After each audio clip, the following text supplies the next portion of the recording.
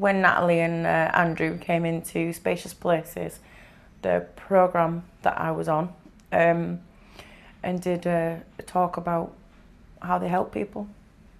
It's a day programme that offers two different programmes. They do two sessions in the morning a week, and that's for people on Subutex or methadone. And then there's an afternoon session which people can attend when they're off any medication. And I attended the morning session for about 3 months, and then the afternoon sessions for, I think it was about 13 months. Right. And now I volunteer there. I've got a lot of different experience from sort of working in banking, managing, doing accounts, admin, waitressing, all different. I attended university for a year to begin with, which was a foundation course in maths and science. Then I attended. I started a degree in youth and community work, and I did about 1.5 years of that. Both times, it was addiction that kind of took me out of doing it. Yeah. Oh, I also did an access course at Northern College for a year, and I did kind of software development and script writing there. So yeah.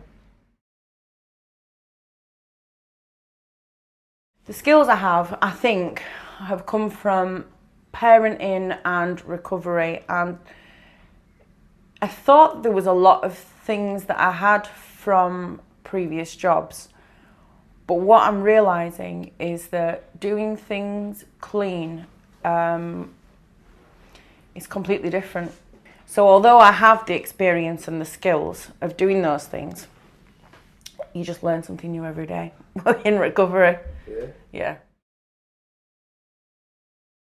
So I think I'm a very fast learner. I know that I've done the 12 steps very quickly in the short space of time I've had, but I haven't had my children in my care, so it was kind of either,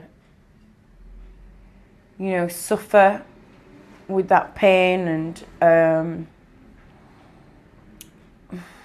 you know, just kind of fester in my own misery really, or kind of try and work to a solution.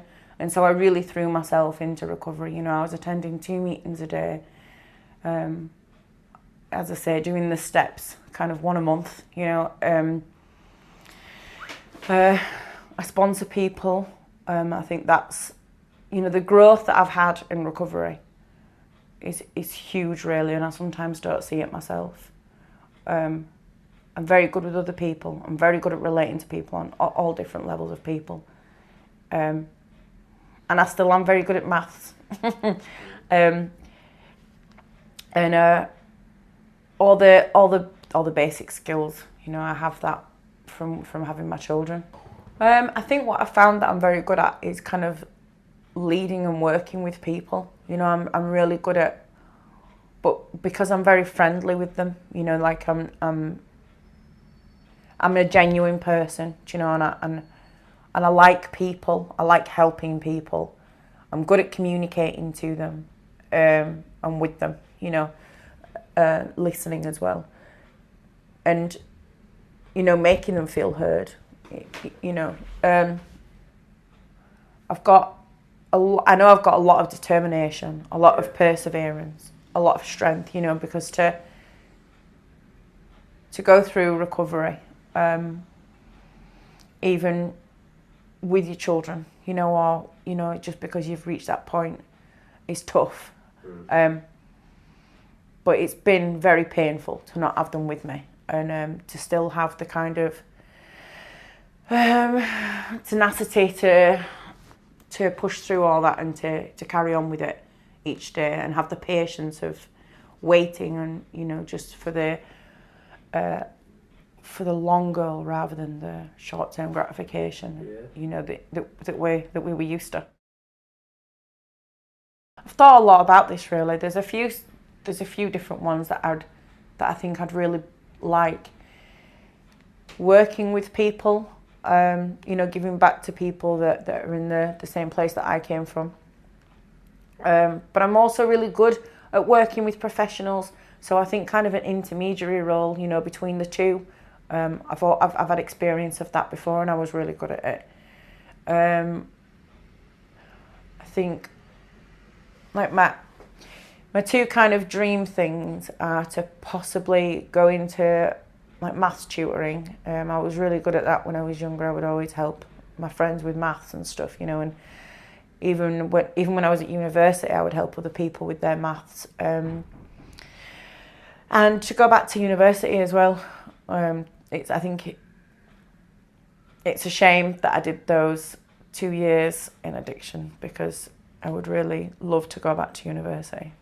I'm very good at, as I say, problem solving, looking at all the different factors and that make up the bigger picture, and altering them, or just seeing what I can bring in from elsewhere to help.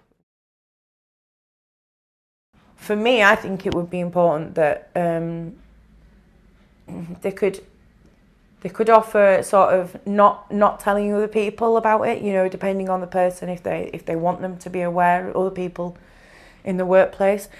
I know some people might not, you know, they might value their anonymity and don't want people knowing that they're part of a fellowship. It would mean a lot to me, because obviously with my children coming back, they've never known me work. You know, they're 8 and 9, and I know that one of the worries is that that we're going to be as skint as we were before. So it's really important to me to work, and but it's not just about my own personal and for my children. I just reached a point, like I'm on step 12 now, and I just think I've reached a point where I have to start contributing and paying back for what I've had, you know, from society, from the government, from taxpayers, from people, from, you know, so for moral reasons, my own ethical reasons, I have to start working, and I want purpose, you know, like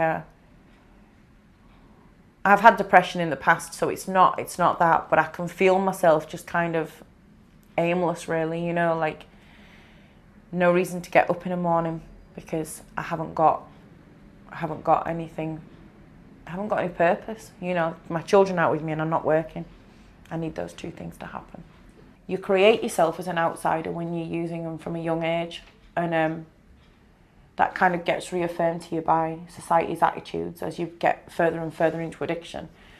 And then through the steps, you learn to allow all those old ways of thinking and behaviours to fall away. So the final part of it is to have society backing, you know, include you back in, because that's kind of like the full circle of the recovery, really.